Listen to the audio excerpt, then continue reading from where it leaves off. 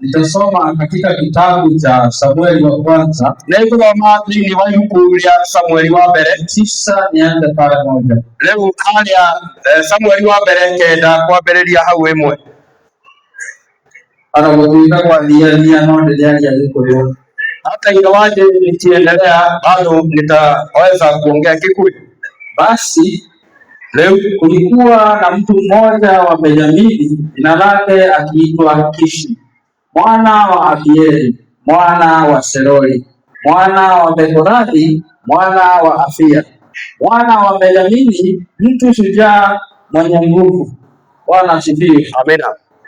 Hiyo ni moja ambayo inasema kuna shujaa mmoja hali na jamba emwe alikuwa ni shujaa mwenye nguvu na ale modo wale na hinya tu. Inasema naye alikuwa na mwana na hau igere eroiga alikuwa na mwana aliitwa Sauli.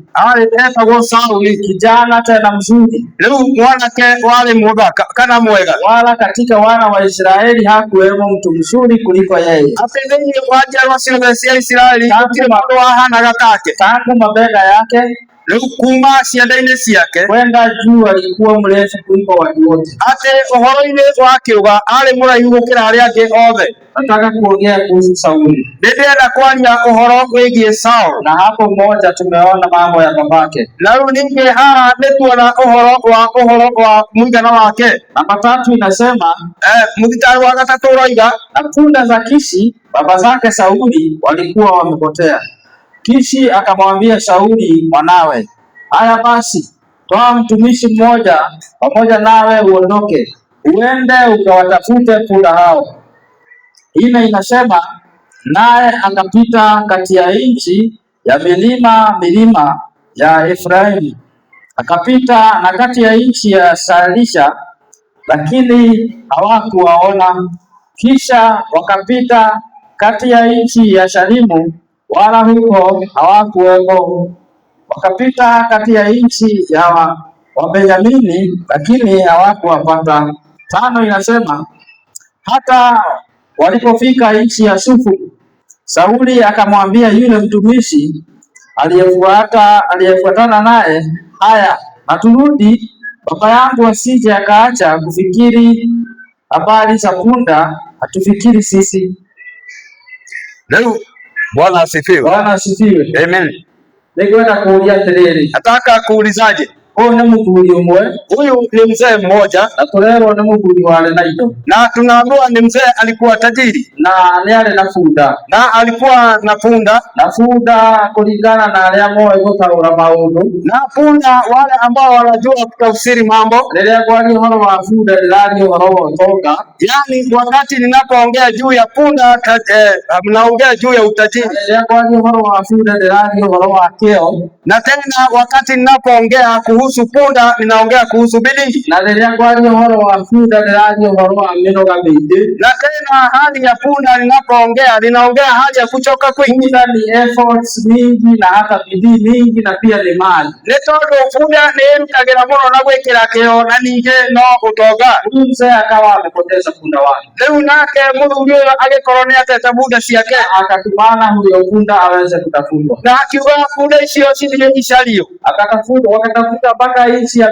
milima, magithie gucaria mabũrũri maire na mpaka huko wa Efraimu, magithie nginya kũu matũũra macio, lakini punda hawapatikani. No punda itiahotire kuonekana. 5 inasema kiugo kia Ngai kiroiga hata walipofika nchi ya Sufu, na rĩrĩa makinyire Efraimu, akamwambia yule mtumishi, nake Saul akĩra ndungata aliyefuatana naye ũrĩa warũmanĩrĩire nake, haya na turudi, baba yangu asije akaacha kufikiri habari za punda, tucoke nigetha baba ndagathiĩ na mbere na gwĩcũrania ũhoro wa mambo yetu sisi. Rĩu rĩngĩ akĩciragia ũhoro witũ.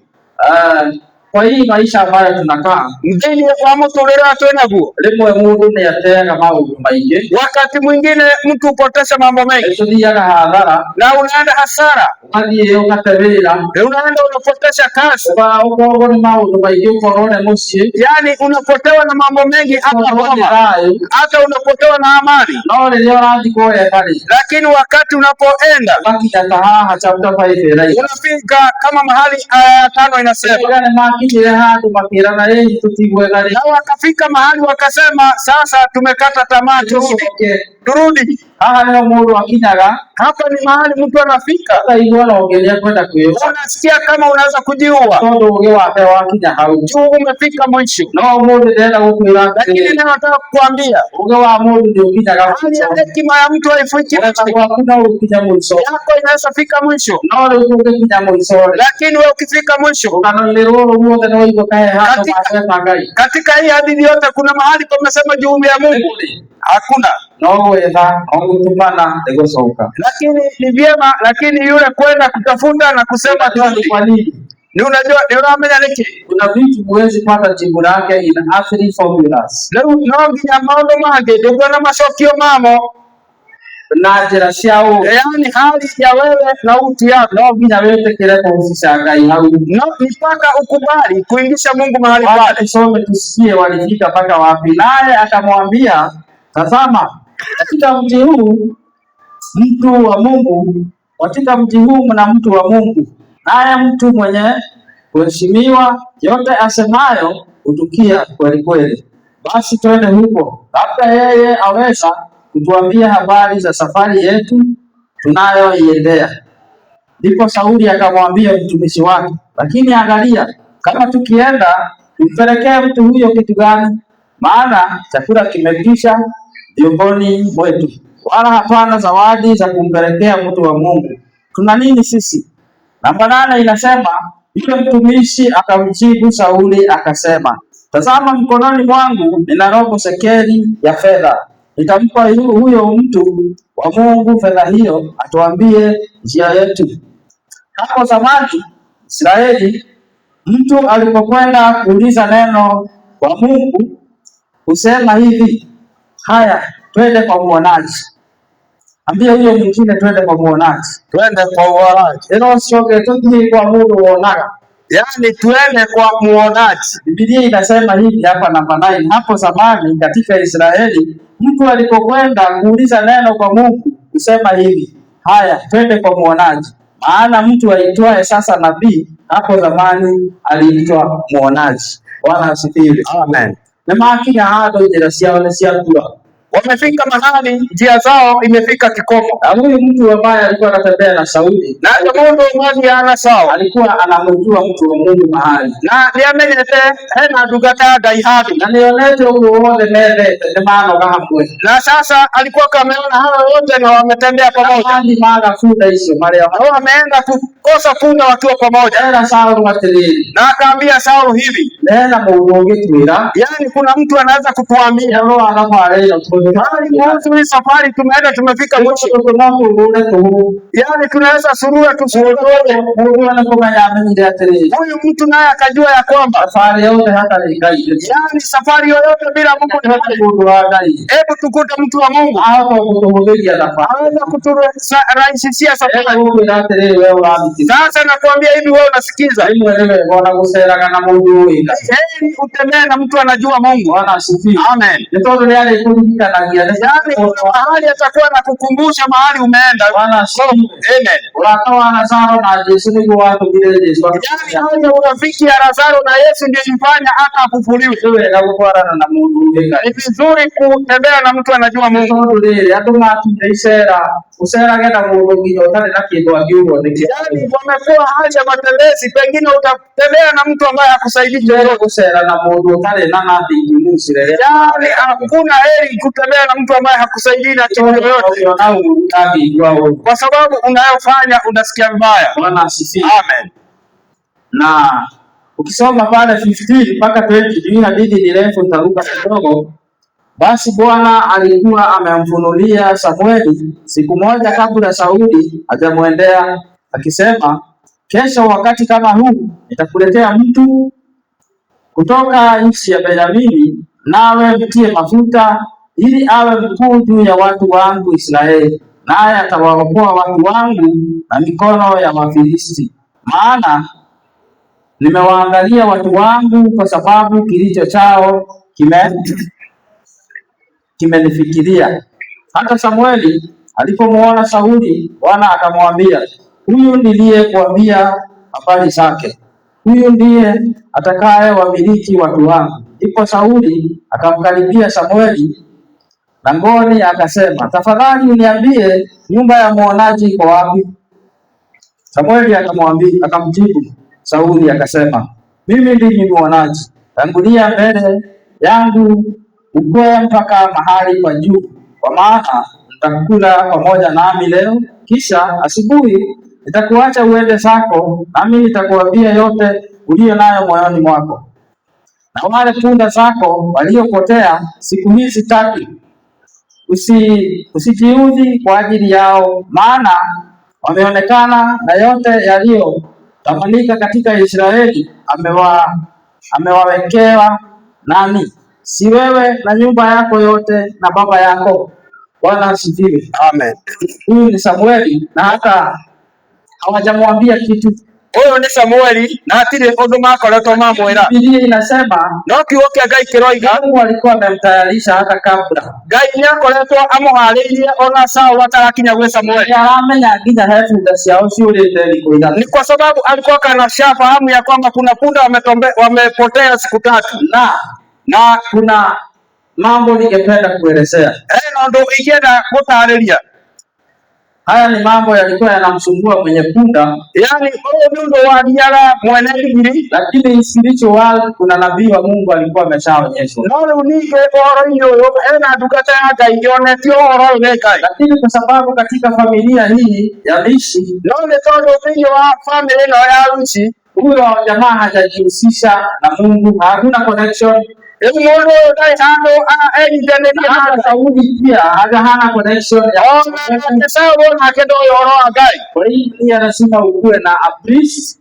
No ningene hagereire ona hanini kwekate wagereire gukorwo na mundu wa Ngai, no yaga gukorwo na mundu wa Ngai, wagereire gukorwo na kigongona na babibu, na unafaa kuwa na madhabahu na wali unapokuwa na connection yake roho, ndio uweze kupata nini hali ya kusikiliana na roho. Kama yagaterere onagika kama urumade yuru nirenda atia, ndio ukijua ukifanya mambo yote hali ya Mungu ni namna gani. Akikorore hubagira njira ya Ngai ndogera na njira na ibu, yani kama hautapitia njia za Mungu utapitia njia refu sana. Ciana cia Israeli na wana wa Israeli brother Davis sana tarinye muthenya umwe.